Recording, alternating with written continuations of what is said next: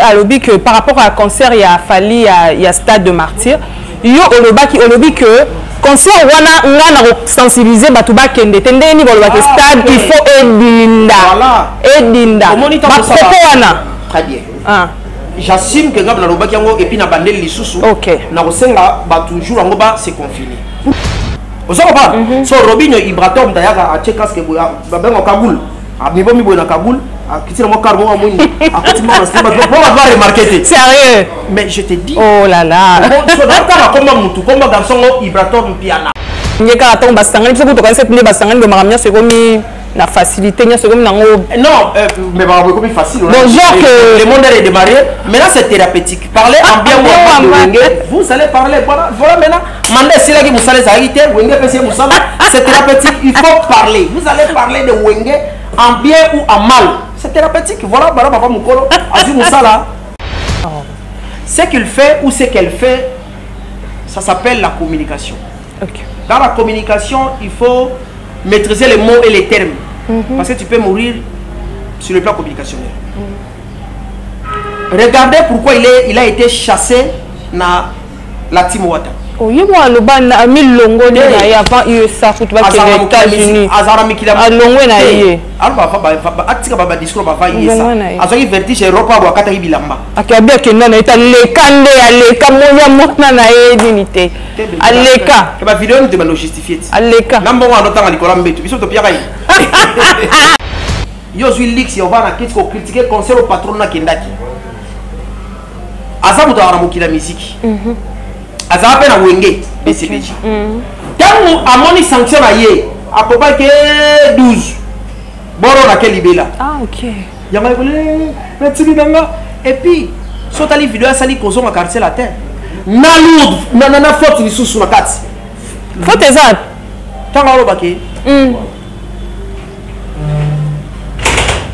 D'ailleurs kutu. Na Kinshasa na mon artiste ya comparer na qualité. OK. Sikoyo Kofi Aza musicien ya Goma. Bonjour Kinshasa, salut partout dans le monde. Une fois de plus, vous êtes sur HM Télévision de Henri Longo depuis Canada que je salue. Merci beaucoup pour votre générosité, merci beaucoup pour vos soutiens, pour vos remarques. Merci infiniment à tous nos abonnés. Vous qui n'êtes pas encore abonnés sur notre chaîne, je vous prie comme d'habitude de vous abonner sur HMTV1. Vous ne serez pas déçus. Invitez aussi vos proches, les amis, les camarades à s'abonner sur HM Télévision 1. Comme je l'avais dit l'autre fois, j'étais un peu absente pour des raisons personnelles. Merci beaucoup à toutes ces personnes qui ont été là pour me demander comment tu vas, pour me demander pourquoi est-ce que tu tournes plus, pourquoi, voilà. Merci beaucoup, j'ai vite compris que je suis votre aimable, donc vous m'aimez bien, donc merci beaucoup. Alors, quant à moi, je dis encore un grand merci à Titi Étoile au-delà de la Ciblib, à Karine Tabé, à Blackeuil. Makari Chou, voilà, maman m'a passé à Kenda CPLAS depuis London. Babi soirée à Moko, chaque dimanche, na parking, voilà. Terrain et Zawana, soirée Karamoko. Aujourd'hui, au micro de HM Télévision, sans plus tarder, pour ne pas aller trop loin, nous allons recevoir celui qu'on appelle Jérémy Yoka de la presse, hein, l'analyste. Donc, Babi Mikolo, yé analyse naye Pembe.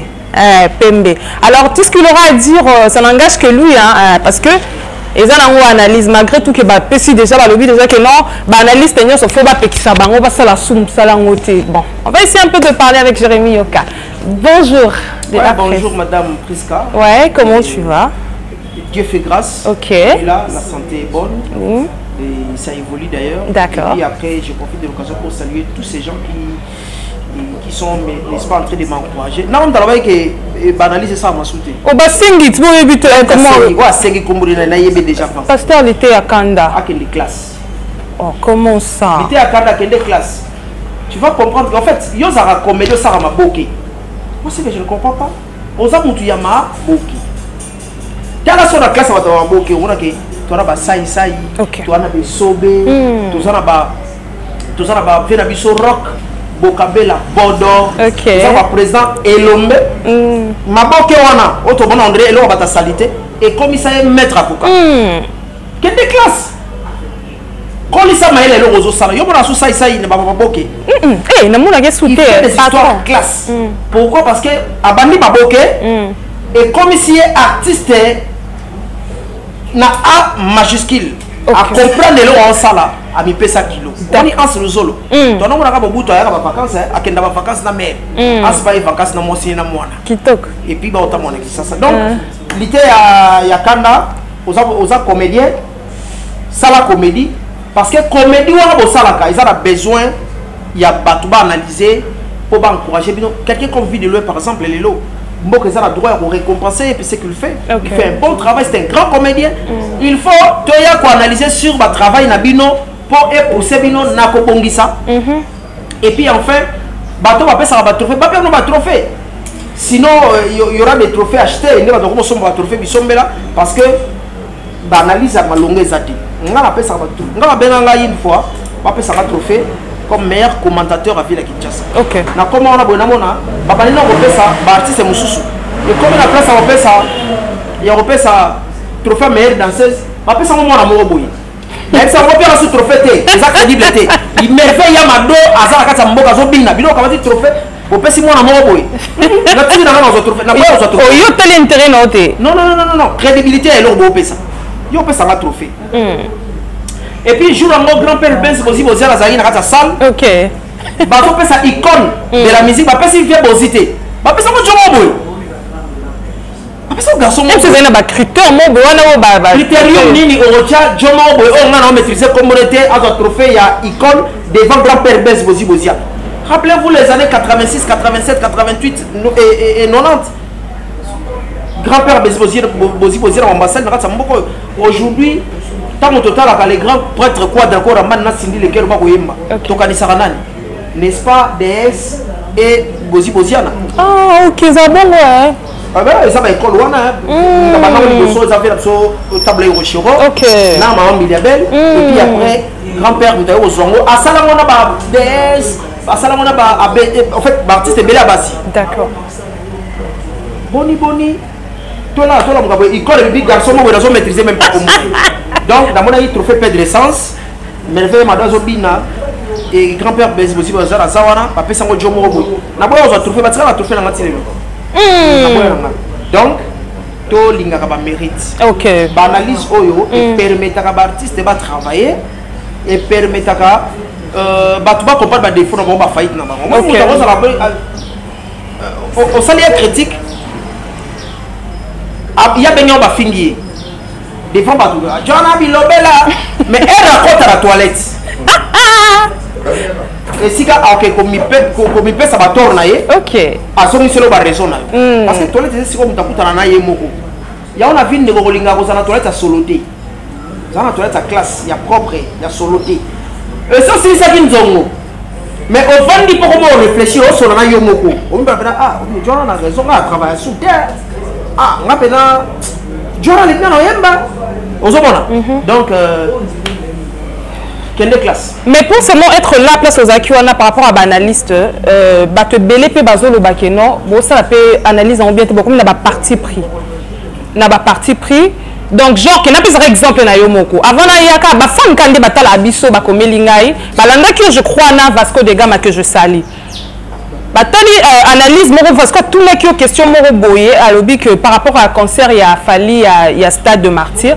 Yo olobi que concert wana ngana sensibiliser batuba kende tendeni boloba que stade il faut edinda ba propos wana très bien j'assume que ngaba na lobaki yango et puis na bandeli lisusu OK na kosenga ba toujours yango ba se confiner pourquoi na zolo babou OK moi attaque humain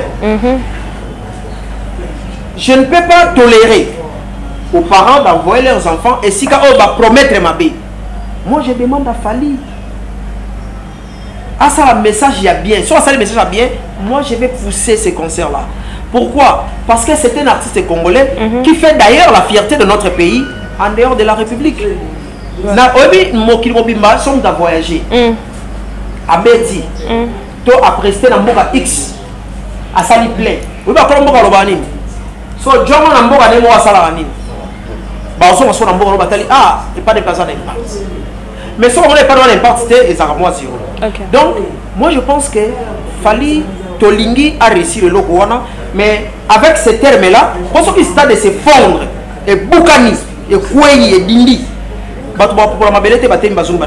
Non, mais quand même, quand on dit ça, c'est pas que Ekoué a paix réellement, c'est juste une façon de parler. Il y a le bakaka pour peut-être que ça, la promotion et les gens qui ont ramassé la bêtise parce que la communication est vaste. Communication est compliquée. Communication est compliquée. Il y a certaines choses sur le plan communicationnel. Il y a moi, j'aime Fali quand il fait ses rumba. Mais je sens un problème au niveau de la communication en Bango. Tantôt c'est la communication d'orgueil. Hein? Et il y a des choses pareilles. Mais en tout cas, sinon, on va expliquer, on défendre. Vous savez, on va pas comprendre même quand on va expliquer ce que c'est. Tu sais qu'il va y avoir pour mon collègue, tu limite ton stade, tu sais, parce que attention, quand papa m'avait dit, rappelez-vous, papa m'avait dit quoi? Peut-être il va partir sur le podium. C'était quelques jours après cette émission. La veille. Prophète papa Nabiso, père son âme m'a dit le système. À Salinze Mbalobi, Bogole Langai, Mogona Mokende, Barana Boka, bon, Viaki. Attention, musique est en train de mission et la tobo et alors qui sait de se fondre derrière moi et salami. On est à Bangui n'a pas la promotion de mais sinon, ma parti pris, ah oui, ça l'a raté. Attends, le bit la équipe a commis ça. Faut aller comme Nengezali. Ngane la Vandia. Nasa fanatique, il y a mon côté. Sur la fanatique, il y a mon tout monde en côté. Eh, Missila qui tourne là, où tu as la tonga, il y a paracétamol, il y a waseko. Sur la fanatique, il y a il y a mutu boka paracétamol mais non ils ont quoi qui se n'amène na tongo na yo qui foka la chose bien na yo qui set and play hein ah non et puis Félix Oazir va saluer biso bien à récupérer je sac ouais je sac chose oui mais à quand ça vive c'est la musique à sikoyo après si coup de pouce na bébé Wemba ok oazo soit bavoye papa Wemba à récupérer à saluer vocal na quand ça paracétamol mais c'est et puis après quand on paracétamol na yo qui sud album Michel Amputu. Moi j'écoute la musique et j'écoute tout le monde. Michel Amputu c'est un grand chanteur, un des meilleurs chanteurs de la République. Na yo qui disent que d'ailleurs oh mais album photo chango pour on sait pour guitare au nez. On se reprend dans ce qu'on a mutu ndengeni. Donc on parle. En fait moi c'est pas moi qui vis, c'est la culture qui vit à moi. Je pousse la culture de la République, mais c'est pas tu vas il y a quoi Moussala. Je prends le cas par exemple à Robin, il n'est pas vraiment talentueux. Ah, comment ça? Robin est talentueux et il a secrété. Na yebi ça y est que le rozo provoyé mbaté quand on a cheval l'accès au boaka. Banana au boaka. Mais j'ai compris que cheval l'accès au boaka et que ils ont déjà moi bien côté courant. Maintenant Zomera Koyemba, on va dire pas Ibraton à la Soyemba. Vous savez pas? Maintenant, apparemment, on est dans soutien. Allez apprendre, il faut apprendre. Tant qu'on colle 6 mois d'animation, colle sa péchant, pour ça. Mais côté chant pas ça, la kamikaze ezali, la vantar ezali, kamikaze peut bête, vantar peut bête. La toute chose en a dans studio. Parce que c'est Ibraton qui vient chanter. Babé en témoin. Ça dit, vous avez yembe, soyez, vous avez dit, vous avez yemba. Bandolanda malobaya bandako yemba oyembi bongo ya balongoli so vona ye batiki so tato ke na ba studio beriti watanabe aya yemo a tete témoin na ye ça dit yemo ka miyemeli pour peut-être mélodie ngo ki mayete pour aye banenga sala pour ya oyemba tapo sur la poto amisala li témoin vous savez pas so Robinho Ibratom dayaka a chekas ke babengo Kagoul a mi bomi boina Kagoul a kitira mo karbo mo ni a kitimo na sema pour avoir remarqué sérieux mais je te dis oh là là so dans comme mutu comme garçon Ibratom piana avant na comme on sait pas sorcier lobi les élèves azo bimisa moi le bonsoir sika on a kata c'est pas sorcier on a besoin moi single moko comme on est Ibratom piana na profiter marde je le sens comme mais c'est Versas Ibratom mais on a bien mais c'est Versas pour là tu Versas pour Versas sortir le lamba à la dans le bateau et lamba na ngai Zemboata a celle qui est témoin après que on va payer té à tika ndingo wana maintenant on les passer la ko bateau donc tu triches papa chéra lo baka boy on triche pas là OK baba bazo tricher mais na kamo na vandi pena moni Robinho azui lix ya otanga ba miel de son Le roi va chanter à tantôt plutôt. Le roi va chanter. Mais monsieur, quelle audace! Tu étais avec Miel de Son au sein de Wenge Musique à Maison Mère. Dans ce moment, Ayemba, Abarme, Yemo, Abarme, papa. Ça dit, mais c'est ça, on va continuer, on va mettre dans l'église. Miel Moutaye Nango, Nakata Wenge Wana. C'est ça. Dans ce moment, on réplique. Vous avez dans la Maison Mère, vous avez tenté de s'exprimer devant la réplique, devant la Fabrigas Maestro. Aujourd'hui, c'était qui? Les des camarades on a posé ma question. Et ça, question tu vas robinoter. On tourne là, hier, on a classé sur ma chanteur. Hier, on a eu maté. À classer les bref année, à rater le recrutement à chant. Comme preuve, à rater le chant. Soit dans l'orchestre, il n'y a pas un bon chanteur. Quand moi, on a zappé bon terre, il était parmi assez bon. Mais on a comment pas garçon, moi, tu as mon sac à misser, moi, tu as mon sac à misser. À quel âge est-ce? Ah, ok. Ah non, sérieux. Tu as mon sac à sounder. Ah,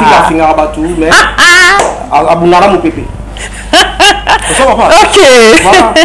Bon, ça va. C'est quand tu as sorti médiatique, il y a honorable dans Abisso, honorable Zacle. Zara honorable tu mais ça n'a pas bengi mais ça n'a pas honorable mandé au comité député honoré est-ce que na quartier pour ça va vieux peut-être bazara va député bazote mais ah bonjour honorable mais photo bongi ça moi na Kinshasa tous ça moi ba style ouais moi si momi c'est ne on a momi ça cadavre embaumé ça dit mutakufa ndeba embaumé vous ça comprendre nga bengi momi ndeni. Il faut vraiment corriger la quinoiserie moussou. Honorable, l'honorable s'appelle Eliezer Ntambwe Pochi Charma. L'honorable s'appelle Léon Nemalemba Papa Molière. L'honorable s'appelle Daniel Saf. L'honorable s'appelle Mbosompo Diakwanga Mpoanga. L'honorable s'appelle il y a plusieurs députés au Baza Nanou Bazo mérité yango. Bon ceux qui mandaient si tu devais maintenant député honoraire. Et puis après l'honorabilité, tout le monde apporte un côté. Vous allez être député, mais quand tu ne mérites pas les honneurs, donc il y aura un passeport diplomatique ici, Valère. Par rapport à dur naïe j'espère bien que vous qui peut ton hollandais élément ça là qui n'a pas du tout. Ouais par rapport il y a dur naïe ndengaloba qui a lobby que non je n'a pas côté na nyoso mais vu que hollandais qui on peut yemtwa ya na lingala na truc na RTNC par rapport il y a ba marambo belé tout ce qu'on se tobito tout ça. Le problème c'est quoi? Il faut pas mentir. Pourquoi vous mentez? Le seul et l'unique journaliste congolais oyo amema lingala la chaîne nationale s'appelle Ekamba Eoleka moi na yo afandi hapa nga hyper na biso. OK. Yonde mais est-ce que ton dit manan té vérité yango na obongo na bito sa boy tango Ekamba ndo sa lobato yoka zakara ndo sana tu vas même pas. Ekamba, papa Ekamba abimi jeune, Mobutu atindi yake otanga na poto. Ayekoya, akoti si lingala, sali rédaction lingala. OK. Avec le temps, avec plusieurs années après, ayeko sala pe émission na ye ya lingala, mais mutaki ko tcha rédaction ya lingala na RTNC. Langue nationale lingala s'appelle Ekamba Eoleka moi na yeyo avandia. Eza honorable té. Yekutu a profité de l'encadrement de père Nabiso va encadrer. Vous comprenez? Qu'est-ce qu'il a amené au fait? Parce que Biso va faire Nabiso va dire na lingala oyo ya mokoro wa yambo mokonji wa ekolo Congo mwana mboka fachi beton abokitaki bongo na bongolo po ya kota baba o na mobukaraki. Ba faire ce soit bibela lingala ya cité ya balabala ya baba kingasani ya banjili oyo toloba bandaku. TV. Là, je ne peux pas discuter sur ça. Mais, quand on a lingala. Ah, donc il faut dire, ce qu'il faut tout bon, il faut dire, même lingala ya quinoiserie. Oh, même fou. T'es fou, t'es fou, sundeni. Mais ça peut. On les a RTNC, t'es fou, même fou na RTNC ndeni. Je te dis une chose. Il y a un moment lelo, on a classe T. Parce que ce qu'on a étudié, quand vous présentez une émission, vous ont maîtrisé. Mais il faut là, si tu veux présenter une émission en lingala, que ce soit un bon lingala. Un bon lingala. Autrement, on a média, ils ont sous bon lingala. Et comme lingala, il y a un lingala qui est déformant, il est commis. Soit on a dit que la lingala, surtout sur la lingala, on a dit que l'autre. Tu as dit que Bagba, on comprend que Bagba est allé. On a le roi qui ngwandi. Et ça pont. Na lingala. Moi je lingala biso comme ko échapper ba to point nini. Média a comme ça la plus promotion la langue mosusu. D'accord. Ce n'est pas aussi mauvais communiquer selon le public cible parce qu'on a aussi étudié ça. Quel est ton public cible? Ils ont ciblé Nani. OK. Quand tu fais une émission pour les rappeurs, ça le rôle de rappeur hein. D'accord. Quoi la cravate te ba landoti. On a aussi étudié ça. Mais c'est trop méchant et c'est malhonnête. Quand à la toilette, ça va aussi ça vanda siko solo na yomoko. So za na courage le bagé. Ya au milieu de ça yomoko ngam na ya na ngolo bangote. Parce que côté na yomoko. Moi ça qui danger devant yomoko, ils a tibasa la danger qui danger so ça mo sino. So ça barano, so ça pas master, on a ba relation ba to bila quartier, o linga va péter. Mais so va venir na face da yomoko ko mi la vérité.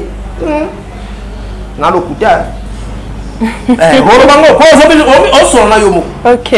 Voilà. Alors, Wenge, et Botiba conflit et belé, clan Wenge Botiba conflit et belé, par là, Tozara, comment, sur ma propos, il y a honorable les actes, dans le but que non, Zénith, il y a Juben Piana, ils ont nul, et puis, comment Fali Poupa, Azad numéro 1, donc, parmi ma génération, Azad leader, il y a 5e génération.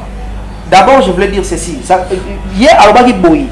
Alobi, Zénith, c'est les gars, Zénith, il y a JB et Zate. Mais là, on a mis ça en 1000. C'est ça qu'il avait dit. Ok. Monsieur, tu avoues que quand tu faisais tes émissions, tu mentais les gens. Mais sa place est en prison. Parce qu'il avoue qu'il fut un menteur, il venait à la média pour mentir les gens, pour faire la communication à la manière de Fayoulou. La communication de haine. Vous communiquez pour détruire les artistes. C'est-à-dire quoi? Comment l'avion a détruit JB? Léona JB n'est prêtre.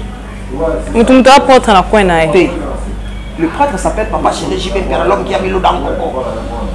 C'est lui le prêtre.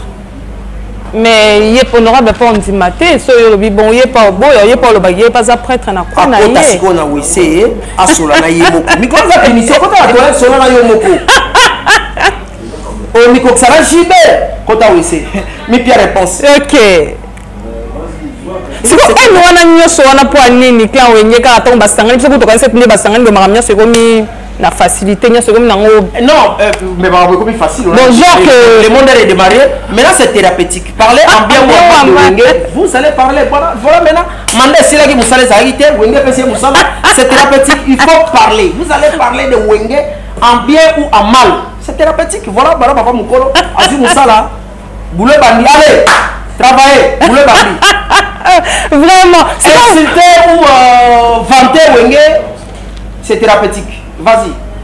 Si côté il y a leader de 5e génération. Leader il y a 5e génération, alors qu'on peut par rapport à JB. Comme pas chez là, le qui est ma génération Zate et tout et tout. Ah d'accord. Moukologie pas les calbi que ma génération Za. Leader de la 5e génération ça fallait. Il y a le bâti, non pas fallait te, ils ont fait. Sorry, JB bon, ils ont fait la fallait. Il y a habité. Et ça c'est l'amputu. Bon, il y a ça. C'est son problème. Il faut Ayara rencontré Papa Chéri, le roi de la forêt, Adolphe Dominguez, équilibre à Joana Tour Baleki. Ok. Ah, ils ont bongo. Vous y habitez? Tu n'as habité, tu dois apprendre. Ok. Donc l'objectif est ça que il faut se rendre contre la pour battre la. Et puis le problème encore c'est quoi? Et ça aussi pour ça beaucoup ça la permet la batouana. Mais il y a le boumaka maka. Et le roi de boumaka. Ce qu'on a poussé la première fois, on a le baratata mususu, barolo kapasi, barolo benga ya yaka. Mais quand même, tant à le bon, ok, non pas. Moi, je me dis, peut-être il a dit ça par rapport à, tu vois, Fali tant à Longwe, quartier latin, à Sali, droit chemin. Azaki, peut-être, il avait osé quelque chose, peut-être par là, qu'il a dit qu'il est le leader de la 5e génération. Peut-être on a osé par rapport à ça. C'est Spoon Macintosh. Faut pas oublier. Bill Clinton est osé Liboso. Et puis après, Bill Clinton est Liboso, ça est français. Vous me verrez dans quelques jours. Même okay. Pas ça, parce que ça c'était dans le marquis. Tu es là qui aime encore le marquis des samouraïs. Hein? Bien que le monde n'est pas trop compliqué. Ok. Il est resté, il est terre. Il est les animaux au centre de vivre. Mais l'argent est apparu pour nous diviser. Avec l'argent, on a créé corruption. Aujourd'hui, sans l'argent, on ne peut rien faire. Sans boulot, on peut te ridiculiser. Ça dit, non, c'est mon qui est abattu. Il y a beaucoup de vie. On ressemble pas à la famille, on va te ridiculiser. Non, s'il faut dire, il ne faut pas parler de la génération. Parler de la génération ou pas, pour moi, c'était un faux débat. Pourquoi? Wenge, tu as une génération, Wenge, comment? Parce que c'était une génération ébimane dans laquelle ça m'a douté. Ah, il faut perso. Il faut perso, mais non, on va pas le roi Maïbo. Kitoko. Parce qu'à son temps, chaque quartier, chaque commune, les arènes avaient orchestre nango. Ok. Na yolo kuna s'il vous plaît la gamme, na lemba kuna tuzaki na la vigno esthétique et tout chic gombezaki et wenge na bandal. Donc presque chaque quartier, chaque commune avait orchestre nango. Ok. Ba na bandal ba sel makasi ba bimi, ba tie mutu et simbi kei. Et puis ba continue na cour de grand. Ba ko betala ba zaiko, ba ko betala ba viva. C'est ainsi, bah petit on la génération si. Il y a un fort, oh les a il y a retardement. Ils vont coloniser la musique. Toka boula bango. Elle va kaboli bango. Voilà comment la colonisation est en train de durer très longtemps. Oui, mais d'ailleurs de coloniser la musique. Bah coloniser bah tout. Il y a pour l'ensemble, bah coloniser, il y a pour kaboli, bah coloniser sous il y a pour zongana. L'ambiance sur tous les plans. Non, bateau va danger. Ok. Ce sont des leaders. Tout. Nawenge, tantôt plus tard, ça c'est tout le monde des leaders. D'accord. Oui, Rasson. Très grand leader. Papa leader des leaders. Ok. Adolphe Dominguez, un grand leader. Blaise Boula, leader. Didier Massela, Alain Makaba. Tous ces gens-là sont des leaders. Si quoi, il leader, tout va s'arrêter dans mon pigou. Mais ça, problème. Ok. En tout cas, vraiment, ben, polémique est si là la musique, mais polémique est unique par rapport à clan Wenge Pekak. Quand tout le monde vient à Bissonjora, à l'orée la team Wata, mais slogan mon micro à Zolo, ben habite sur Yoki en papa a biso à l'équipe papa a bino. Papa a biso a bimisa aigle, il y a bino à bota moano. Bon, moi je pense que les arènes de polémique et tout, quand il y a un tout, on a la scène qui sont toujours à des classes. Ce qu'il fait ou ce qu'elle fait, ça s'appelle la communication. Okay. Dans la communication, il faut maîtriser les mots et les termes. Parce que tu peux mourir sur le plan communicationnel. Regardez pourquoi il a été chassé dans la Team Wata. Oui, moi, le ban a mis longo de avant USA pour les États-Unis. A longo na yé. Alors atika baba discours baba yesa. Azoki vertige Europe wa kata ibilamba. Akabia kenda na ita lekande aleka moya mokna na yé dinité. Aleka. Ke ba vidéo ni te bando justifier. Aleka. Nambo wa notanga likola mbetu. Biso to piaka yi. Qui chasse.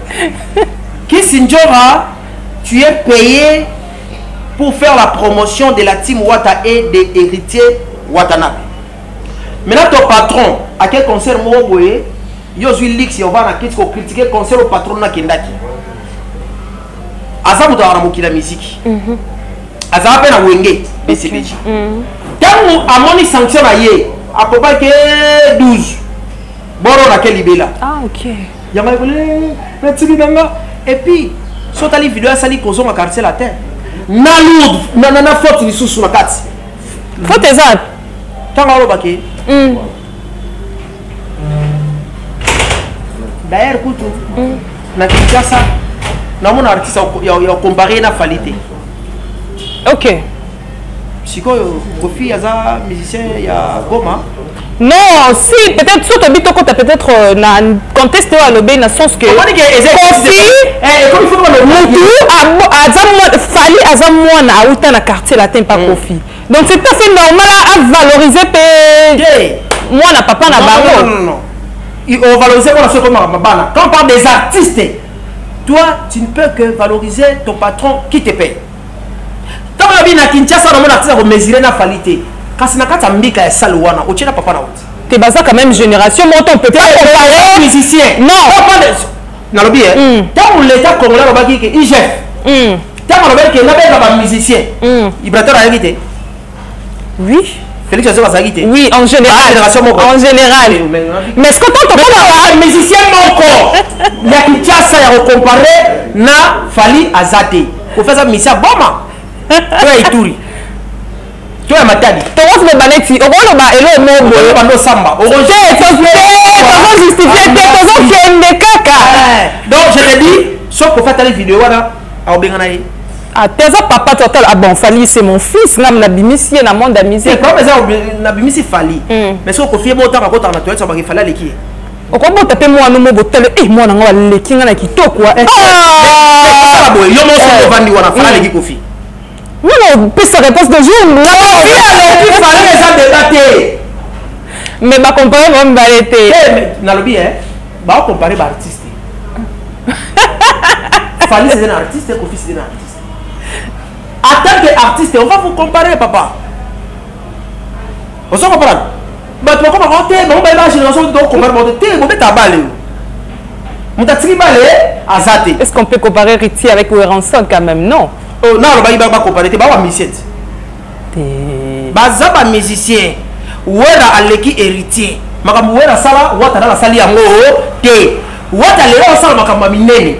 Bon, t'entendais bien. Tant où les gens supposent comparer Inos B et Fali Poupa, qu'est-ce que les gens disent? Bah, et ça va te comprendre de l'autre côté. Fali sera vendre là, elle va pas comparer. Garçon, hier. Non, sérieux quand même. Au moins, ce qu'on place en fan, non, pas ça a dit, non, Jérémy perd moi ça la banalise, perd qu'elle n'a pas de côté, mais vous puissiez à moi ça. Comment elle fait tout dire? Ton zoom quand on conteste le bec, on ne peut pas donc comparer, tu te comparer point parce que ça peut être morti. Oh, ça n'est pas. Ça génération peut mon côté. Tu peux pas ça reste né ici quoi. L'artiste musicien Inos B et Fali Ipupa. Bon, tout ça, on a un festival à Ghana, on a des festival on a andi. Na beta mtasuka, na beta liposo. La fête beta va faire des vidéos. Ah, yo. Non, c'est bien. Allez, na ça ah, ça va na Ghana, na ka. Fallait ya beti ba mettre ba tongo. Ba. Asa mi se mais je te dis. Ba beti wa moni. Et voilà, on met comme ça, reste des gens qui vont au Bandagana. Ba mettre wa moni. Ozo va. Eh, ba fallait mettre wa moni la 12. Non. Ozo va. Yo aussi ba to ba saki programme mwana ya kocha innocent avant ekona mata. Parce que ekona muta aklotira ki. Innocent zaki avant dernier artiste. Dans ekona mati, Inos B a mati lisusu. Ba beti na ba silsi festival. Ba to ba ba zoba. Bah il dit que yo va faire ça mon kilomètre ça nini et là parce que ils calculent na bango. C'est pas pour lui, il fallait parce que c'est un grand artiste. De même que Innocent à sa quota déjà la classe à grand. OK. On a y été le va ça on t'a bêta aux ayoté. Ça Innocent. Surtout on le pour la lilero Naomi Kembo. Hein? Naomi ti Kembo. Ba Simba. Ils appellent des mots la Kolumba, Kolumba. Ils ont des mots. Ils appellent des mots on peut le bêta. Ba Fossette. Natalia top modèle. Active Nanajita. Et puis ça la room me fanda. Inos B. Chanteur moi on na mboka ça m'a dit. Quand on a vu maman na bangi na bi te azo na room maté ala be. Room maté. Asa ba kilo na rumba. Na matela bono nzembo. OK. Mais yemeli na ndenge a s'imposer na rumba wana. So apoti rumba o so ba à l'aise. Asa na mukila ba kuna. Chanteur moi on na ça. Il y a solo ouais. Je te jure. OK. Aïe ça là. Donc c'est pour vous dire que Innocent a chanteur pena que celui pena boye bena ba parole ba tanele ba rumba ako pasola parce que azana nous chanter OK innocent azam misa milobi te to monika mbaramoko eloko te a gagné concours oyo ayema ba fiston mouyi oui fiston mouyi ouais o na tindika o ba fiston mouyi ayemba siko innocent gagné OK na kati ya concours o bazaki ba chanter la danger et belé innocent da gagné donc azana li parangu baté na chant d'accord donc ba artiste to comparaka oh ya moke ya monene to comparer donc bino nyonso mama mbika to comparer bino yo le grand binanga le kio no yemba il y a les qui ont succès il y a les qui ont ba contrat o kuna le kio kuna ainsi de suite pour mutu avandi boy la tenu wa nzamba le kaba tutu na nyonso zate na kata mbo ande to vandia so abisina meilleur chanteur et ça débattre fait isso so ko mutu aboya azate wana ce que za ba préférence na mutu musupo ko tuna lobine pe fali musupa bi wera musupa lobi mutu soko ba honnêtement pendant boy ah bon tu dis que faire un grand chanteur mais nga préfère la fali OK mais mboko bimba eyeba ke alinani papa wemba loba papa wemba chanter n'est pas égal à crier faire yemba char de poulet bimangai tamba zanga chanter n'est pas égal à crier biso zakata mboka to yebi ke artiste oyo azo tambusa drapeau ya mboka c'est fali OK et ça débatté bon tout ça la boui na moi on a avec pas concert belé na bibanda mboka et ça a fallu la fabrication ya dans les États-Unis on s'est tourné en Europe bon na na obi sami et ça débatté c'est Fabregas yo to beta ba moelon lelo to utala ba ya mado ti to ko ba moelon ezali parangu baté on se comprend nani na ba spectacle ezali débatté monstre d'amour OK nani afula rabat le roi de la forêt on se comprend bon nani l'équipe à toutou papa chéri na ba concert à cher na lix mais c'est ça lix na mboka parce que vient l'épisode quadrate yé côté né répertoire ya okutala ba rumba solo répertoire vanda OK azala plus de on a dit 80 mais c'est rien 80 c'est rien azala plus de 500 chansons ya also ba tia a ba lolela otali bosino oki ma famille vraiment oki ku hein eh papa na répertoire tika ça se réservé ba kufa ouais on se comprend so zelati nzebo no nzebo ne mo ayemba ya yemo ko mkola kokufa mama kazala valela ngai baba ba wei batongeli ndako aisa mama na déjà ke mkola kokufa kolela te na biko banda kolebe kolela te poye ba ke kuna batongeli nganda ndenge ta lobaka ke atalola atakolole to na esika yesu za réservé c'est le bloto sala nzamba ta babité réservé pas Saint-Germain au gars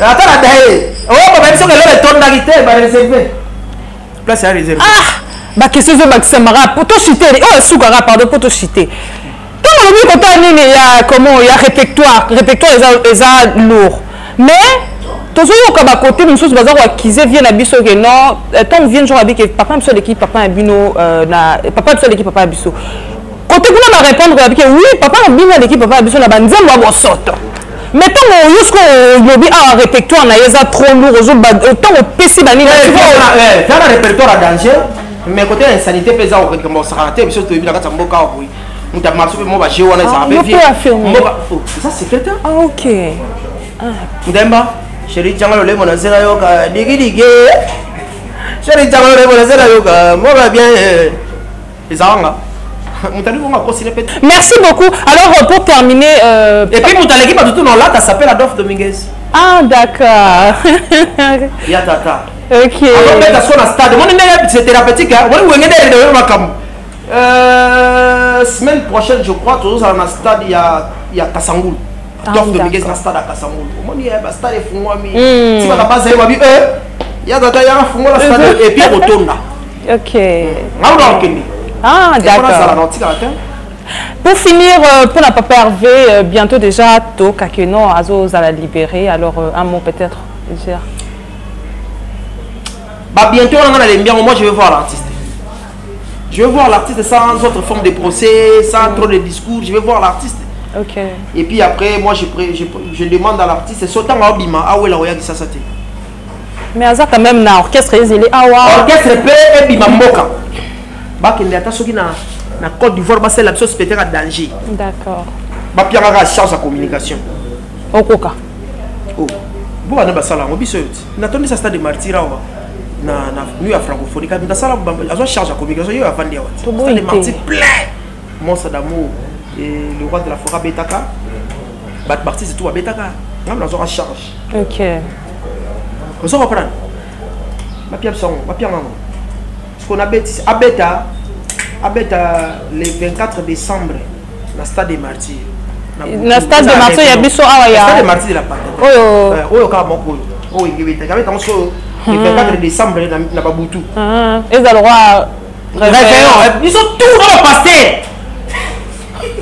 Qui doit veiller la mission de la stade de martyrs avec Jésus de Niance. Dans le milieu de Zokota. Ok. Ça sera maintenant la chanson. Hey Yahweh. Zambé.